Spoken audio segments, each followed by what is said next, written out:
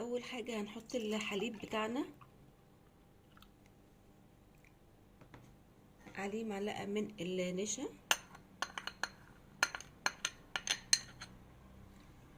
معلقة من بودرة الكريم شانتيه،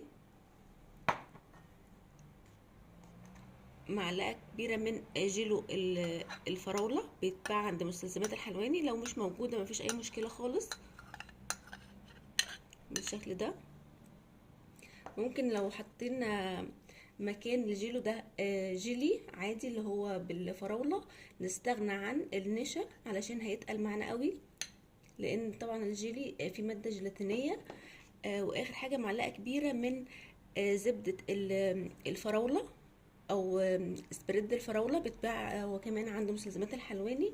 لو مش موجود ممكن نحط مكانه شوكولاتة بيضة. نرفع الحاجات دي على النار كده. انا رفعت المشروب بتاعي على النار على التقليب المستمر عشان النشا ما يكلكعش معايا لحد ما يغلي طبعا.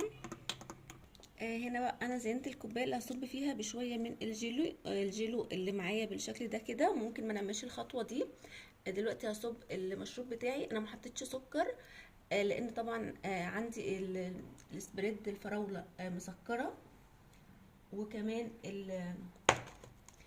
الجيلو نفسه مسكر. ودلوقتي بقى جاهز معايا احلى مشروب سخن تحفه جدا. يا رب وصفه النهارده تكون عجبتكم، واللي عجبه الفيديو يا ريت تسيب لي راي في كومنت. والسلام عليكم ورحمه الله.